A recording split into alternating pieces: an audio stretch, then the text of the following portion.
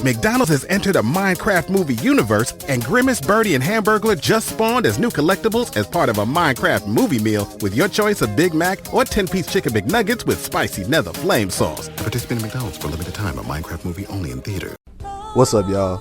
It's your boy David with Black Wealth Renaissance, and I'm here today to tell you guys about Anchor.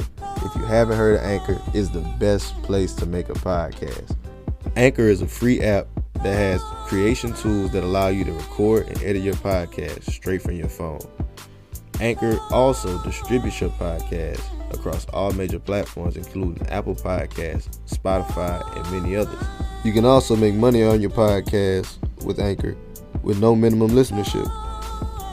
Anchor is everything you need to make a podcast in one place. So if you're looking to get started on your own podcast, download the free Anchor app or go to anchor.fm. Do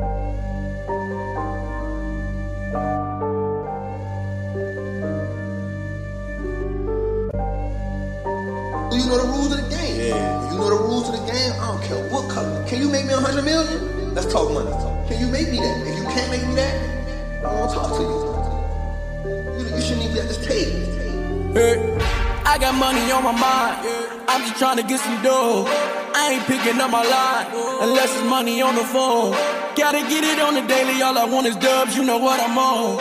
I've been chasing after paper. All I know is run money marathon. Do 5 years of this and be a millionaire and go on do what I want to do, have kids, go live my chip and joy in the games life out here in Texas, or struggle for the next 10 years. The choice is yours. What's up, guys? Welcome to the Black Wealth Renaissance Podcast. Our goal of this podcast is to normalize black wealth and share helpful resources and tips we believe will be useful in attaining and maintaining generational wealth. Please feel free to rate and comment on our podcast. We would love to hear all feedback you have. Now, enjoy the show. Welcome, everybody, to another episode of the Black Wealth Renaissance Podcast. Your boy, David Bella, 1/4 of the Black Wealth Renaissance, checking out my co-hosts. Fellas, how y'all feeling? What up, what up, what up? It's your boy, Jalen, man. Feeling great. It's a Wednesday. We at it, and we going hard, man. Can't wait to get this one started. Man. What's good? It's your boy Jared checking in, man. I just got off work not long ago, man. I'm just chilling today, man. Just good old hump day, trying to get to the weekend. You know, us 9-to-5ers. Hey, man, but look. Man, we got another Louisiana native. Yeah. A brother from the boot who doing some crazy things, man. Right down the street from here, from Lake Charles, Louisiana. We talking none other than our boy, Chris Senegal, doing his damn thing out of H-Town, man. First, he done bought the block. Yeah. Then he let y'all buy the block with him, man. Like, I can't even – it's just so much that my brother is out here doing. Hey, like this is long overdue. So, Chris, welcome to the podcast, my brother. Appreciate it, man. I'm glad to be here. Yeah. No problem, brother. Chris, we glad you could come to the show, man. Where we normally kick this thing off, for everybody who is unfamiliar with you, could you tell them who is Chris Senegal and how you ended up buying the block and helping people buy it with you? Yeah, let me try to keep that short. All right, so Chris Senegal, like I said, born in Lake Charles, lived 9 years in Port Arthur too, so I kind of claim both. But I was a teenage dad. You know, I was kicked out of middle school for selling alcohol, so I had a lot of reasons to, make excuses, but I didn't. Went to college on full academic scholarship for civil engineering. Got out, got that good corporate job, got that, corporate salary, got that house, and went to work every day and realized I hated it, man. I was like, I sold the dream. So I was a civil engineer working for the railroad at that. A lot of people like those railroad jobs, but, it's good money, but, you still under the control of somebody else. Somebody else dictates everything about your life. So for me, it's like I got to figure out how I'm going to get out. So I started with options trading in 2008, kind of similar to the market where it was right now. So some money was being made for a little while. Then it got too crazy and money started going out the window. So I hit reset and I started reading books and real estate kept coming up. So I made my decision to focus on real estate in 2008. I was in Memphis, Tennessee. I quit that job, moved back to Houston to be back closer to my son and my mom. And I started flipping houses in 2008, man. So I kept my corporate job till 2015, but the whole time I was just steadily building. And in 2013, I had the first opportunity to do something bigger because I had rental properties. I had houses I was flipping and selling, but I just felt like it was something bigger that could be done because like I was watching everybody else doing the same thing. And I was like, man, nobody's really tackling any of these bigger issues in our community. And as a matter of fact, a lot of us that are buying rental properties and renovating them and increasing the rents or buying a house in the hood and flipping it and then selling it, we actually accelerating gentrification because the people that usually buy, the people that move in aren't the people that were originally there. So for me, my focus became, how can I create a solution where it could be a win-win for everybody? And so 2013, I had the opportunity to own or finance an entire block. So that means go buy a whole block without using the bank. The owner had inherited it from his dad, and he was bad off, like a slumlord and just tired landlord. And I negotiated a deal with him to pay him $450,000 for the property, but on payment terms. So I gave him 10% down and took over the property. This was in Fifth Ward in Houston, the hood. They was calling it the Bloody Nickel, you know. But I saw the potential in it because from that property is right on one of the main freeways. I could see downtown. I was like, eventually it's gonna be worth something. Mm-hmm. So yeah, that's how the journey started, man. From there, you know, guess we'll get in more detail about everything else. But yeah, that's how it started. Bro, that story is great. I didn't even know that you had got kicked out of school. Then you went back to school. I knew you went to school for like academics and stuff. It's a crazy but I didn't know that you had got kicked out and stuff. So man, you know what? I was like the smartest kid in the class, but also the class clown at the same time, you know. And I always just felt like I was bored, you know what I mean? So this is kind of confirmation now that I just wasn't cut to do the regular stuff, you know. You wasn't being challenged enough too sometimes. Right. Like, sometimes that's what it is. Like, yeah, we can do the school stuff, but that's boring after a while. Like, I can understand this. You probably, obviously, you're an engineer, so probably more hands-on, more technical and stuff. Probably a little bit more advanced than everybody, man. But that's dope that you was able, even though, I said that to say this, that even though you met adversity, you still found a way to overcome it, and you still found a way to say, okay, I'm still going to make it in the school, and I'm going to make it on an academic scholarship. So that was really great, my brother. And also with the options trading, that part kind of stuck out to me too, because like you said, it's very similar to right now. And that's kind of like some eerie feelings to me, man. Yeah, it's one of those things where a lot of money can be made, but a lot of money can also be lost. Now, I will say this. I've been watching some of the new guys that are teaching options trading now, and they have gotten more sophisticated with it, and there's more technology than there was in 2008. So it may be a safer bet now. But, I mean, you meet a lot of people that are multimillionaires in many industries, but you don't meet a whole lot of people that retire from trading. There's a small group. So I don't knock everybody that's doing it. And I guess if you're following somebody that's teaching you the right ropes, then it's possible that it could be a lifelong income earner for you. But, you know, for me, it was too volatile. I like something that I have more control over, you know, but I'm not knocking nobody that does it. People make money doing everything, you know. Hey, Chris, I really want to hop into, man, you was talking about that neighborhood in the Fifth Ward that you bought off the owner financing. First, with the owner financing deal, bro, like how, you know, a lot of people, they don't really think that it's possible whenever you talk about buying a whole block that you can really get the person to agree to sell you something without paying them all that cash. Like how negotiate a deal like that? Man, all right. So negotiations, you got to find people that have a pain point, right? And you got to find people that are basically in a distressed situation. And number one, you got to find people that probably aren't the ones that worked hard to get whatever they got. Okay. So I talked about this recently on one of my posts that owning a big portfolio of real estate does not automatically equate to generational wealth like a lot of people think, because what you see, just like anybody that's wealthy that has a business or anything, when you raise your kids with a silver spoon and you don't teach them the importance of money and how to use money, how to make money work for you, and they're just always giving and take, you're always giving and they're always taking, then when you hand over the money producer, the asset to them, they don't know what to do with it, right? And so every big portfolio of rental property I got right now, I bought it from the heir of a real estate investor that had a big portfolio. Every one. And that's Baton Rouge, and that's 2 blocks in Houston. Same, 3 different families, same situation. So it's congruent. And yeah, so, you know, first thing is finding somebody like that. And then, you know, they've inherited it. They inherited it in a state usually where there's so much that needed in repair that they don't have the money to renovate it. So they're just trying to let it carry itself, and they're getting frustrated. But that's what this guy was. And so I was at the point, it's like, look, you know, you got this money coming in every month from these rents. You don't have the money to fix it up. Let me take it over. I'm gonna give you a lump sum right now. I'm gonna give you, so I gave him $45,000, and then I'm gonna make monthly payments to you. So when I make these monthly payments, your revenue stream really ain't gonna change. You was getting rent, now you're getting a payment from me for the next 20 years. And so for him, he was like, okay, I'm 70 years old. What's the chances of me being 95? And, you know, still being around. He's like, okay, so I'm basically gonna have money for the rest of my life. Cool, same difference. And he don't have to worry about the headache of property management. He don't have to worry about the headache of paying taxes. He don't have to worry about insurance. He don't have to worry about none of that no more, right? So for him, it's a win. Also, if I went to him and said, I'm gonna pay you $450 cash, he gonna get a big tax hit on that, So a big portion of that $450 goes to Uncle Sam. So if you can sell them on those facts, it's like, look, you make more money in the long term because you make an interest on top of it, and you get paid out over time. You don't miss any money. McDonald's has entered a Minecraft movie universe, and Grimace, Birdie, and Hamburglar just spawned as new collectibles in the overworld.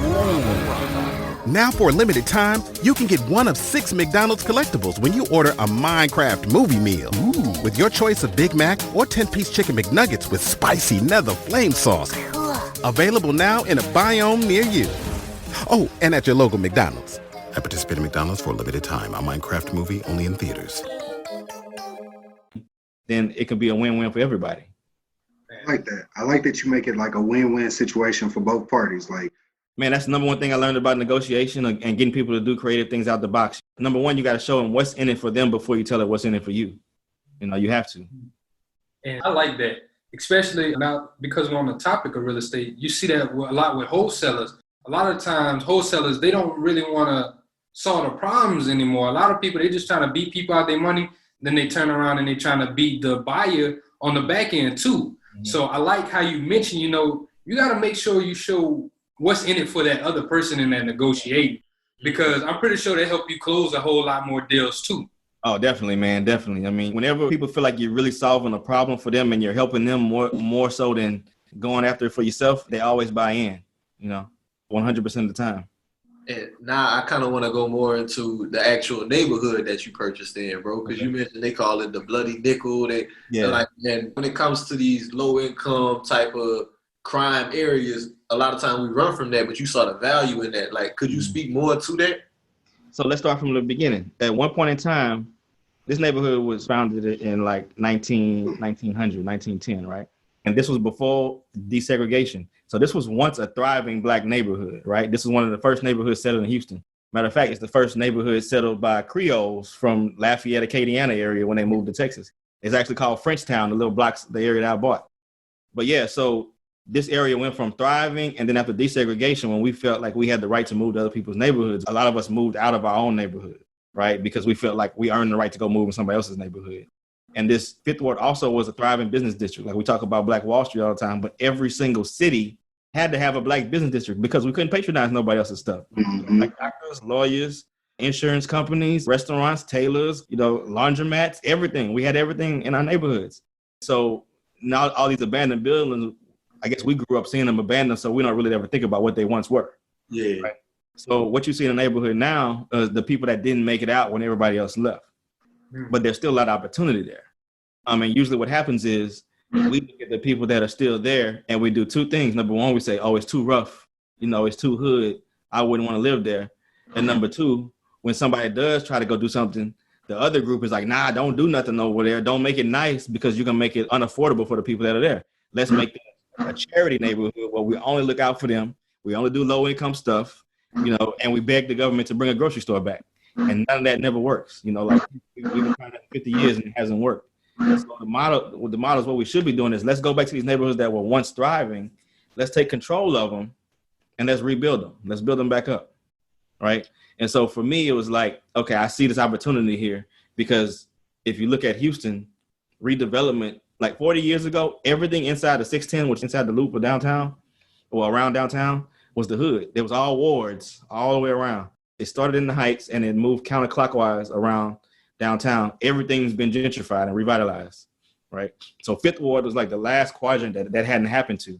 So for me, it was just like a calculated risk. I was like, I'm watching everything creep this way and eventually it's going to get over here. So if I position myself in front of it while everybody else is still, discarding the neighborhood, I'm like, I'm going to be in a position to win eventually. I didn't know how the win was going to come. I didn't know what it was going to be, but I just had the foresight to know that I needed to be in front of the wave, And so, so that's how I got into the neighborhood, man.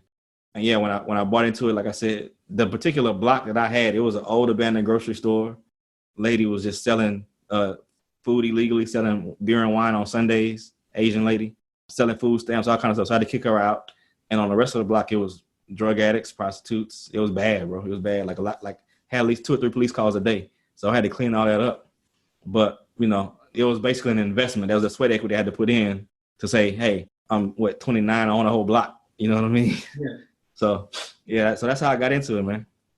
Man, they got some key takeaways I definitely want to dive into on that, man. Yeah. And I think one of the biggest ones was, like you said, you didn't chase the wave. Like a lot of people, they probably were watching it as it was happening. But you said, you know what, I'm watching it, you know, clock.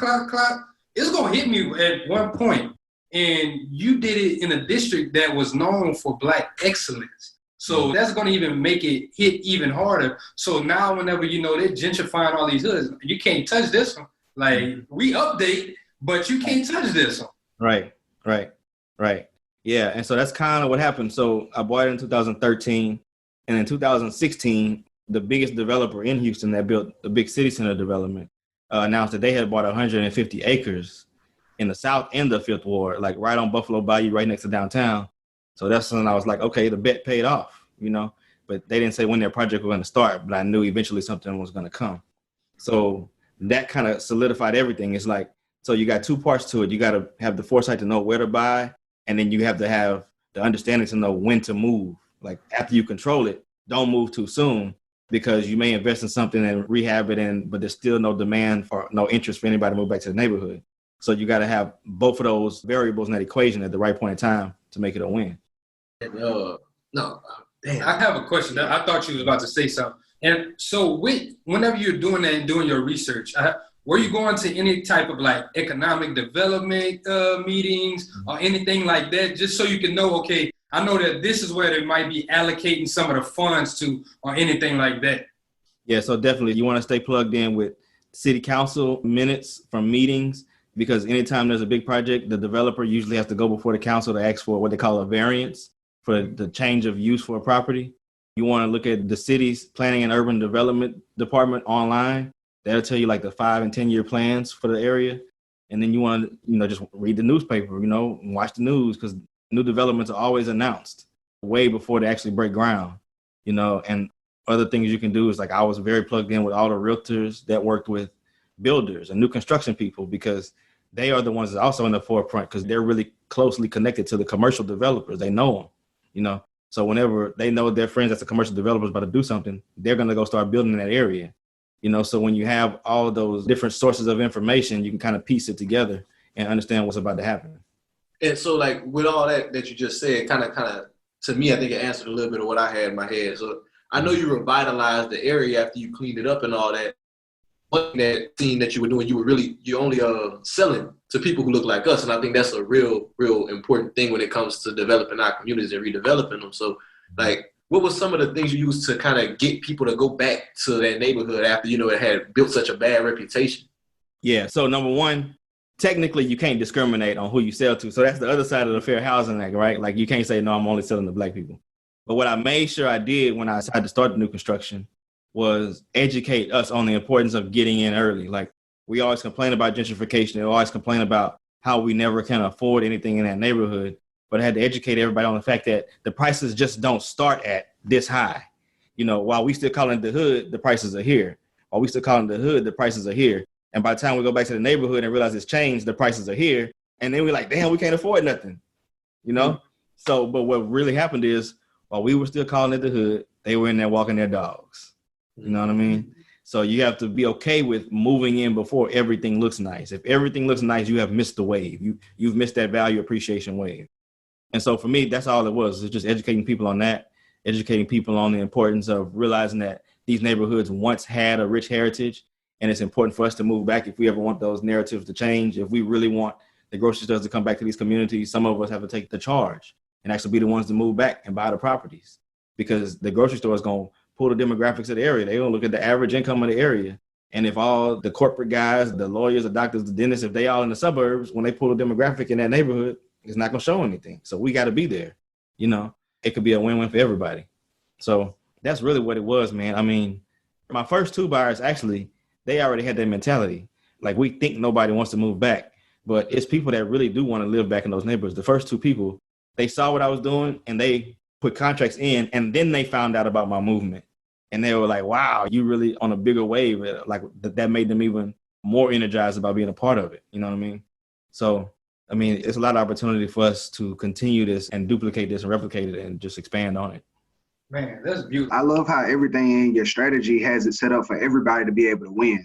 Like the buyers of the houses are winning, like the investors are winning. Everybody is able to win from like beginning to end. And I love how you set it up to like give people an incentive to try to get back into those neighborhoods. Because what you're saying is the truth. Like corporate gonna pull those numbers. They're gonna try to see the demographics. Like this is what actually creates change. That's going out and doing something about these neighborhoods, not just leaving them how they are and talking about gentrification. Talking about it ain't gonna bring no businesses and no stuff back in. Yeah, that's right. And every one of my buyers, I know for a fact, I'm selling them for under $300,000 on purpose. I wanted the houses to be the same price as they are in the suburbs. I know each one of those houses is going to be worth $400,000 in 4 or 5 years. So everybody that's buying is going to have $100,000 equity. That's increasing their net worth. Everybody talking about the African-American net worth going to be at zero. Well, if we do things like this, it won't be. Everybody, will increase the net worth, Right. So that's the whole goal.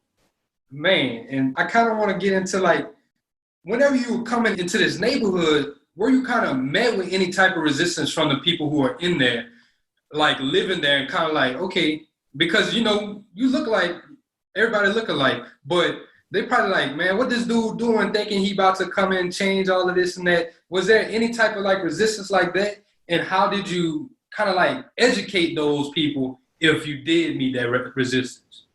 I really didn't, because I didn't come in and like change anything overnight, right? Mm-hmm. So imagine I bought the property in 2013, cleaned it up.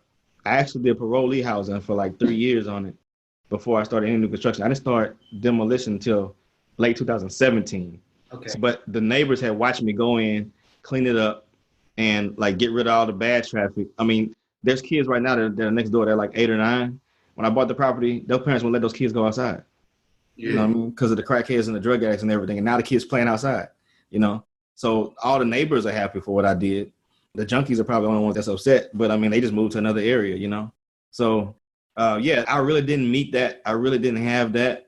And I think once I started new construction, people got nervous. But once they started seeing who the buyers were and who was moving in, they were actually impressed. Like I remember like when I was building the first 3 and the first 2 were sold, and I was doing something over there waiting on the third one to sell. And there's 2 kids, there's like 14, 2 guys, black kids. And they walked up to me and they're like, man, you building these? How much they rent for? And I'm like, oh, they's not for rent, they for sale.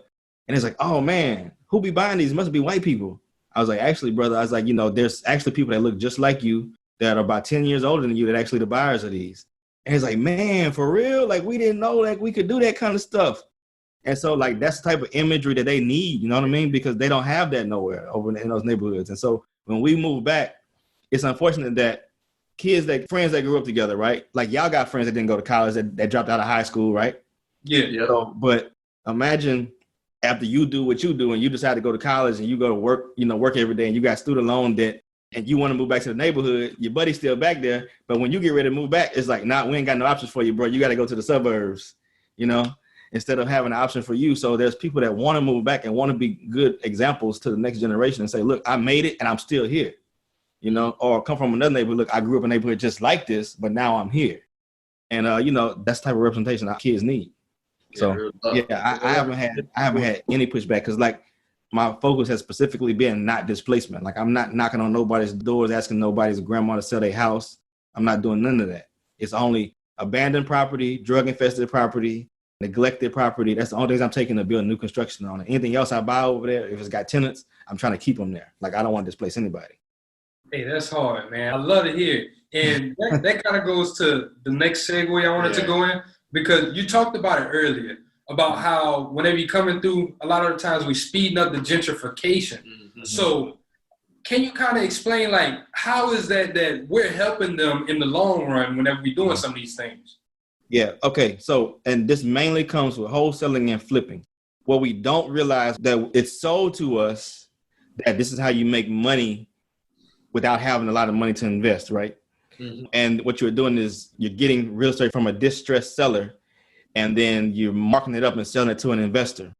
Well, most of the time, the investors don't look like us, right?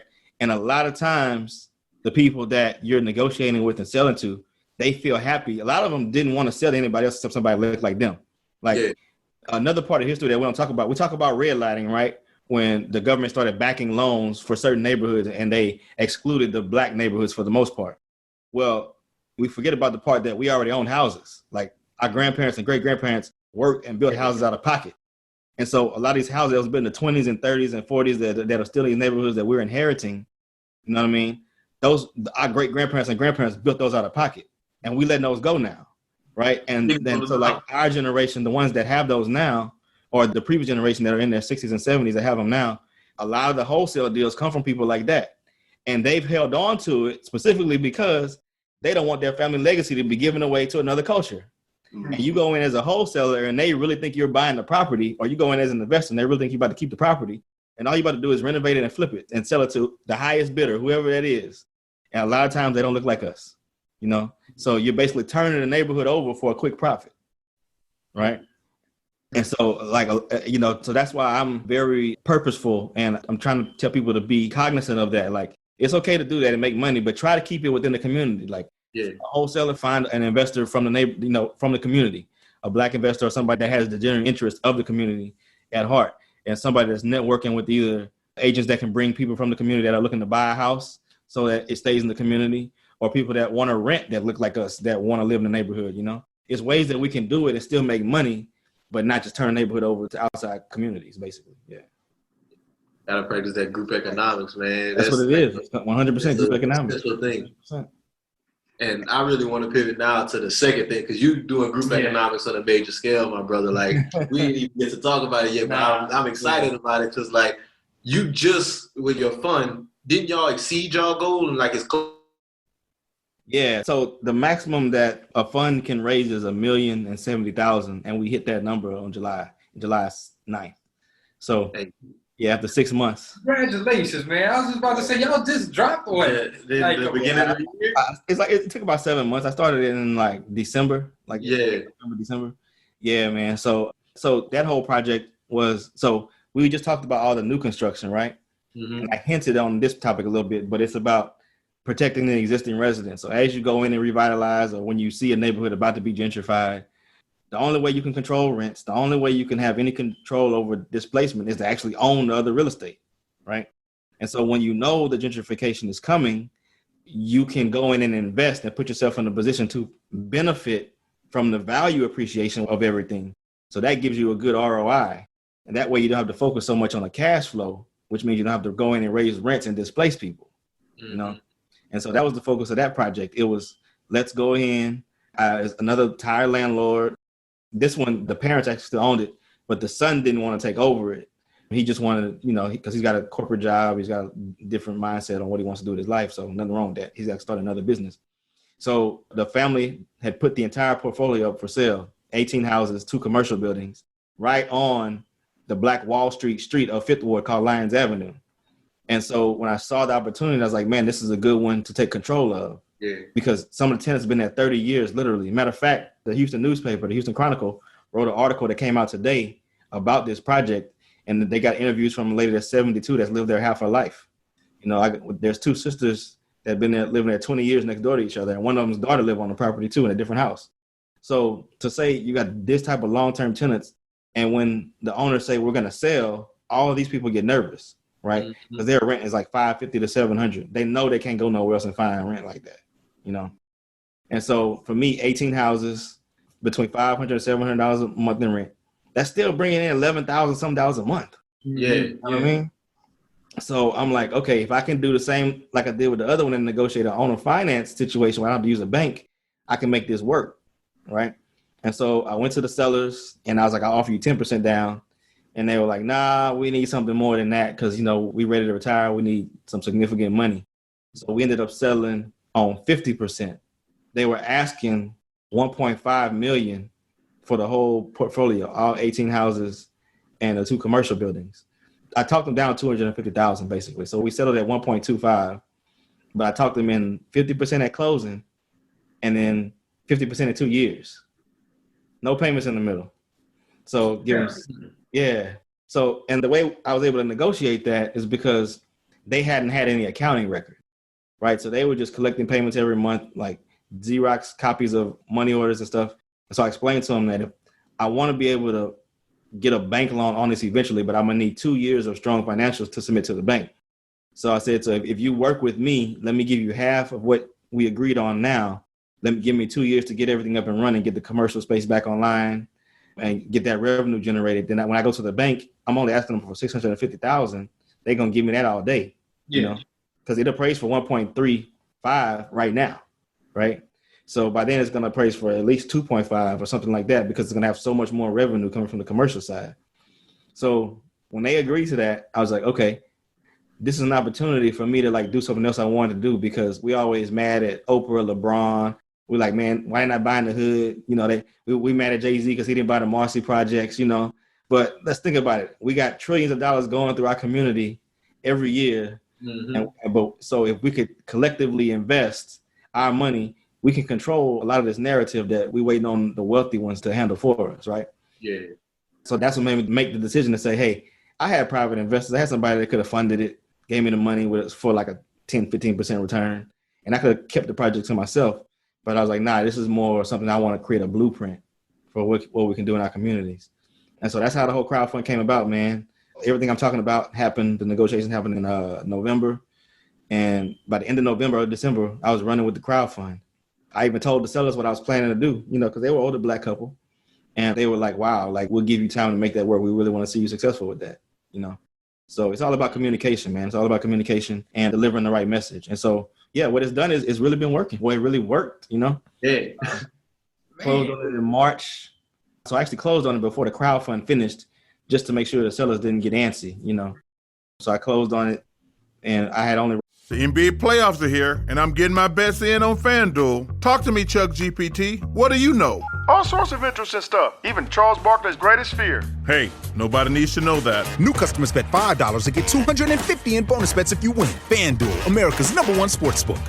21 plus and present in Virginia. Must be first online real money wager. $5 deposit required. Bonus issued is non-withdrawable bonus bets that expires 7 days after receipt. Restrictions apply. See full terms at FanDuel.com/sportsbook. Gambling problem? Call 1-800-GAMBLER. Raised like $230,000 at that point in time with the crowdfund, which is still pretty good. And I just, you know, bridged the rest of it with private investor capital, some of my own money. Yeah, and so just, I think some people were apprehensive. You know, they were like, we've never seen this happen before. Yeah. So what if we give you the money and you don't close on it? You know, and so those types of things happen. Like, what are you going to do with it once you close? So I think some of them were just wanting to watch and wait. So that's why I went ahead and closed. They started renovations immediately, so people could see this is real and this is really what's possible. And after that, you know, people continue to invest. And I think just it's like almost like a perfect storm with everything that's going on with the social climate. Right before the George Floyd thing, I think the raise was at about 700,000. And man, in like the last few months, it raised another 300,000 or 350,000. So people really, I think that really showed us the importance of why we need to control our own neighborhoods, because if we control these neighborhoods, we have more control over how they're policed, you know, how, you know, everything. So it makes sense for us to say we own these areas, you know. Yeah, man, I'm hopefully, well, I know this is going to be a start to bigger projects that do the same type of thing. Yes, sir. And I know you mentioned that you wanted to be like the blueprint. So could you like dive into exactly like how people can go about starting these types of funds and like how you structured it a bit? Yeah. So before Barack Obama was in office, it was impossible for a bunch of people that were not millionaires or make over $250,000 a year for the past 2 years to be able to collectively invest in $1 million projects. It's called syndication for the big deals. And that's how a lot of times when you see malls or shopping centers or big apartment complexes, it's not really one owner. It's either like a big company, like an insurance company that's bought it, or it's a syndication. It's a group of people that invested money together, but they're all, like I said, that's categorized as an accredited investor. You worth $1 million or you made $250 for the past 2 years in a row. Well, Barack Obama implemented something in the Jobs Act that said anybody can invest collectively now, up to $10,000. So the legislation is there. So this is like, it's SEC regulated. So you have to do it through a third-party platform.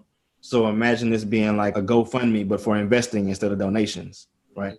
So there's a bunch of those platforms out there, and you just look up Regulation CF crowdfund, and you'll see different platforms that allow you to raise capital for these types of projects. But it's a few things that they got to have for them to be successful. Number one, they got to have cash flow. That's the most important thing. A lot of people want to raise money for things, and then what happens is you have a bunch of a lot of newbie investors, really, like people that haven't had the opportunity to invest before, you know, you can keep the investment amount low, like 250, 500. I kept mine at 250, so I gave everybody an opportunity to be a part. But a lot of those people don't really understand investing, right? So if you take their money and you got something that it's going to take 2 or 3 years for them to start seeing a return, that's not good. Yeah, not them. They already have higher than average expectations of, I'm about to get rich off of this. And you already have to taper that expectation in reality. So it has to be something already generating revenue so that when they invest, you can start giving them a return immediately or within 6 months of closing. So that's what I'm doing with this one. Number one, it also has to have upside potential. So you can't really crowdfund something in a neighborhood that doesn't have any catalyst for value appreciation. So it has to be some type of activity. Like you can't go do this in a war zone. You don't want to do it somewhere where, you know, it just seems like a good idea and you want to be the spark. That's just too risky to take other people's money. So it's got to be somewhere where there's some type of redevelopment already happening. It's got to be something where some part of it already has revenue coming in. And you have to find sellers that'll work with you on flexible terms because you don't want to have a bank tied into the deal unless you really, really have to, because it can get nasty. You don't want something to happen where the payments can't be made and then the bank tries to foreclose, which means all your investors are going to lose their money. You know what I mean? So I think those 3 things are really important pieces. So if you can figure out things that fit that equation, then those are definitely good things, good areas to crowdfund. And a lot of cities have that going on. I mean, there's gentrification happening everywhere. So all you want to do is get close to the gentrification. You don't have to be right in the center of it, but right on the outskirts of it where the property values are still affordable, where there's still a lot of upside potential, and you can duplicate the same model. There you have it. My brother just gave out the actual blueprint of what you did. I love it, bro, because like, you know, a lot of times whenever people do things like what you're doing in the name of group economics, they still be stingy with that information, that knowledge when they come to it. So it's great that you share it because really that's what you're doing right now. Like, if we can get people to start doing this and investing in this on a mass scale, we can start seeing a lot more changes. Like you said, like, yeah, it's not going to happen overnight. Right. It took you, what it was 2013 to 2017 to really get your development off the ground. But that's the mindset we got to come into it with. Like you said, the people the new investors that ain't never invested before, they want to get rich off $250. That's not like the way we got to approach this. Is we get more people in on it and understand it, we can really start seeing those changes, like and actually benefiting from it. Precisely. That's it. I like the fact that you kept it at $250 to keep it at like an affordable level for a lot of people to be able to get in. Yeah. And I think that was really cool too. With like, you know, I know some of the listeners may not be familiar with exactly how you would set up the crowdfund, but like you could put the $250 in and you could get like, wasn't it 5 shares? That was like five shares. And I think and so the way that part works is, so I took basically the value of the property in about 2 years when it's done. And I said, I'm gonna sell 40% of that in shares, just like you do a company, right? So I broke it up into $50 increments and I said the minimum buy-in is 5. You gotta buy at least 5, so that's $250. And in exchange for that, you get I'm taking 40% of the net profit from the whole project. So you take all the rent revenue every year. After you pay all the bills, what's left, 40% of that gets divided up and each share gets the equal percentage of that. So however many shares you get, that's how much your dividend payouts are basically. And then also since you own, so this is something a little bit more technical, but when you buy shares or when you do a crowdfund, you can do it 2 ways. You can raise debt, which means people are loaning you money, or you can raise equity, which means they are actually buying ownership. And so what I did was I did equity because I want everybody to have ownership in it. I didn't want to just say I'm gonna pay y'all 10% return on your money, and once I pay y'all back, you know, you're out. I want to make sure everybody has the opportunity to own a piece of this long term. And so what that means also is since they own shares, as the property value goes up, the value of their shares goes up, right? So as gentrification continues to happen, this property is worth 1.3 when we bought it. It'll be worth $5 million in 10 years, easy. So everybody's share value, if you hold on to that long, that's how much your value is going to increase, you know? So it's just a model that works for everybody. So yeah, so people have the opportunity to invest a very small percentage and actually experience how that works. My brother got that go-giver spirit written all over him, man. That's hard, bro. Yeah. Just like everybody really just winning, like, Yeah. I'm sorry for the people who couldn't invest now, man. And I mean, a lot of people still hitting me up wanting to get in now, but you know, that wave has passed. But it's gonna be more projects. I'm gonna do one in Baton Rouge. I own a bunch of property by Southern, so I'm gonna do the same thing. That's a different type of catalyst. So it's not really gentrification, but it's a pent up demand around like HBCUs, especially. You know what I mean? To be redeveloped around there. There's not enough housing on campus most of the time. So this is an opportunity to kind of create a similar model, but it's focused on what we can do around our schools. That's all, man. Redeveloping these HBCUs too, man. Yeah. I'm excited, bro. This is it. The next 10 years is gonna look beautiful. That's all I can keep thinking. Yeah, bro. So we're gonna just segue to our last section called "What's on Your Timeline." So we're just gonna. Is this anything that you saw on your TL? It could be something inspirational, something funny you probably saw. Just anything that you just was like, you know what, I kind of want to talk about that. Man, okay, well, it ain't funny, but I saw Donald Trump tweet today that, that everybody in the suburbs that they don't have to worry about low-income housing and being around their neighborhoods anymore. I was like, man, that's a bold move. Yeah. But, you know, what I started thinking about, too, is like, okay, part of the issue is we as a community now, as a culture, we don't own a lot of businesses that can employ a lot of our people, right? Mm-hmm. But that goes back to what we talked about earlier. Before desegregation, we owned businesses and we all worked for these businesses. You know what I mean? Like, do you think during segregation they needed affirmative action? Nope. Because we hired our own people, right? Boycott shit. That's why they could boycott shit. Exactly. Facts. Yeah. Yes.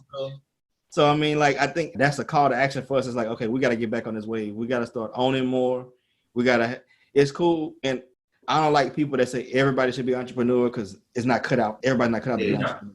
We need some of them good corporate people that like those jobs, that like being told what to do and like to perform and get metrics and get a raise. We need a lot of those working for our companies to help us build bigger companies so that we can employ more people.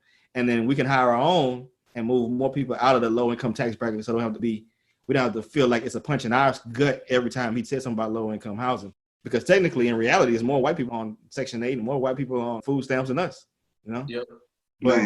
But we feel like it's a personal attack every time. And part of that is because we don't control our economics in our community. Man, I'm so happy you like walk people through that historical example. I know you see me over here going crazy because that's that stuff I really be like. I'm not gonna lie to you. I watched the episode of Killer Mike, and then I had just different stuff that I was intaking at the given time had got me to realize, like, dang, bro, like I was one of those people that hadn't thought about it, like the walk through history. Like we really in desegregation, like we own our own stuff. Like we had whole parts of town that we lived in, and that's where we had to buy your food. That's where you had to go to the restroom. That's where you had to get water. That's where you had to do everything because it was the only place you was allowed. So we had our own ice cream parlors, our own movie theaters, our own everything. And like people don't think about how like none of that is here anymore. Like it all just, you know, and what's funny is like a lot of cities, the buildings are still there. Yeah. Like all we talk about is the Black Wall Street. We talk about the one that got bombed and burned. But you go to Bronzeville in Chicago, everybody else around, the seniors talk about, they say this was just like Black Wall Street. You know what I mean? Like I said, Lyons Avenue, I got pictures of Lyons Avenue thriving, like cars all up and down the street, people out, you know, dressed nice. You know what I mean? It's just like, man, we don't talk about none of that. I always talk about the one that got bombed. Why we do that?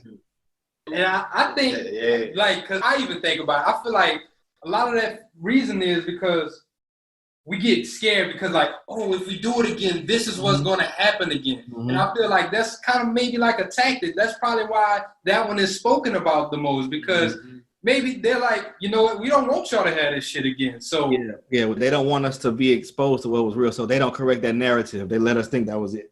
Right, because if we correct that narrative, then we can do exactly what you said, which is like, I really want people to key in on that. Like, you can then create the jobs and control the situation for your people. If the minimum wage in your area don't pay enough, you open a factory that do pay enough, then goddamn it, you fix the problem. Now people can live a little bit better. Think about this. Like we talk about a big part of our issue is the slave mentality and slavery, you know, and how that's held us back. Think about this. These businesses that we're talking about now is in every city. These people's parents were literally slaves, or some of them were literally slaves. So how can we blame that on the reason why we can't get ahead now when the people that were actually slaves started more banks, started more businesses, hired more people than we doing now. You know, I mean, I understand that's a part of it, but we can't hang our hat on that and say that's why we can't get ahead. We can't. We got to take responsibility. We got to move forward. That taking responsibility part, I think that's one of the biggest things, one of the biggest messages with the Black Wealth Renaissance. Like, we can't sit here and, like, we can, no longer we can sit here and just, like, blame everybody, blame everything but ourselves. We need to take that look inside, look at how you spending your money, look at the decisions you're making, and seeing how you creating your life and creating the changes that you want to see. Because until you do that, you just talking, basically. Yeah, no, I agree. And don't get it twisted. We still need the people that are fighting for the equal rights, for the injustices. We still need that group, but we need more of us focused on the other stuff, because everybody's focused on that one component when there's so many other aspects of it that we need to be working on at the same time. Exactly.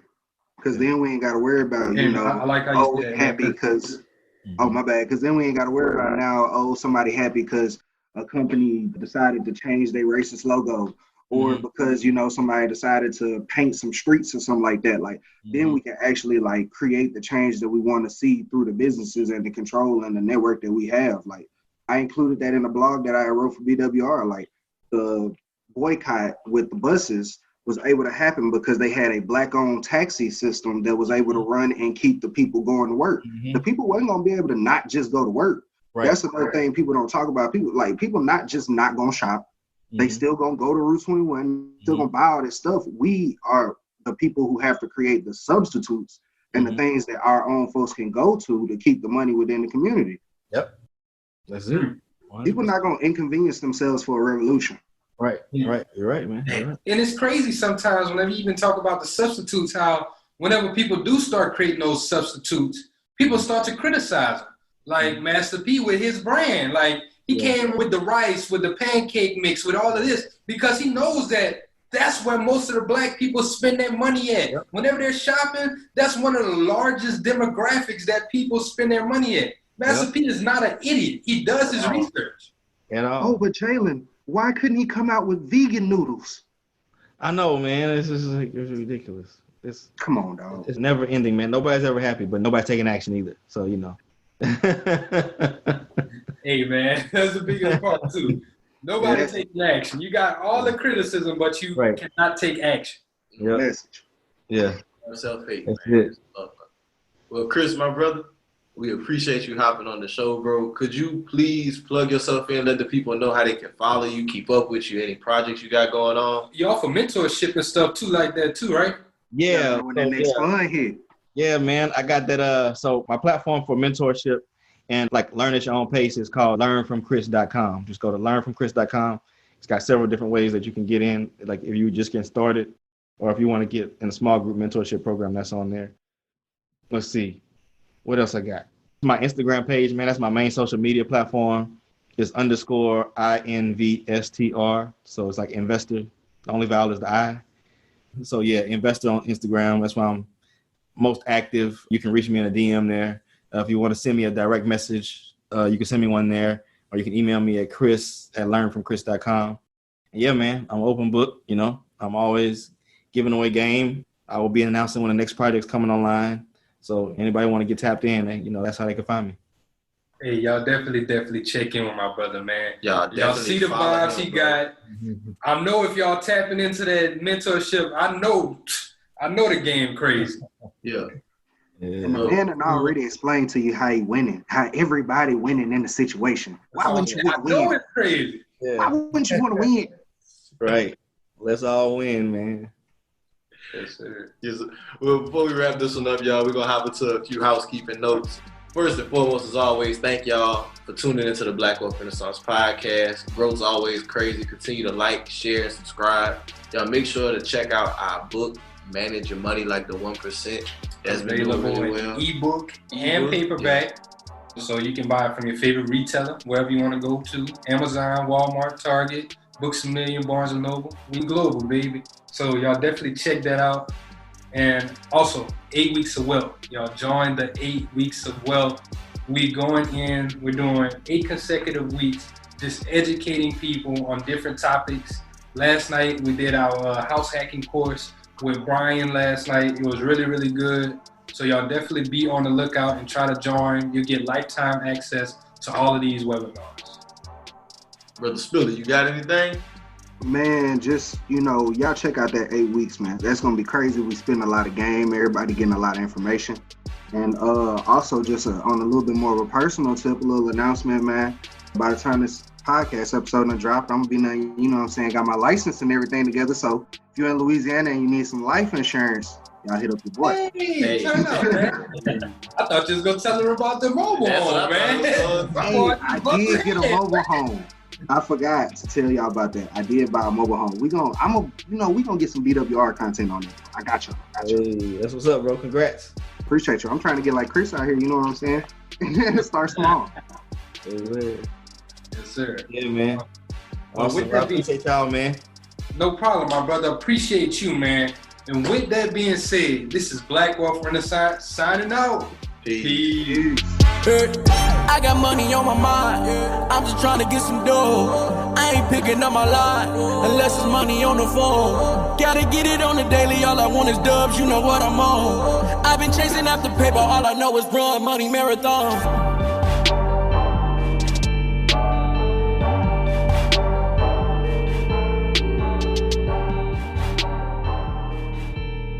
McDonald's has entered a Minecraft movie universe, and Grimace, Birdie, and Hamburglar just spawned as new collectibles in the overworld. Now for a limited time, you can get one of 6 McDonald's collectibles when you order a Minecraft movie meal. With your choice of Big Mac or 10-piece chicken McNuggets with spicy nether flame sauce. Available now in a biome near you. Oh, and at your local McDonald's. At participating McDonald's for a limited time. A Minecraft movie only in theaters.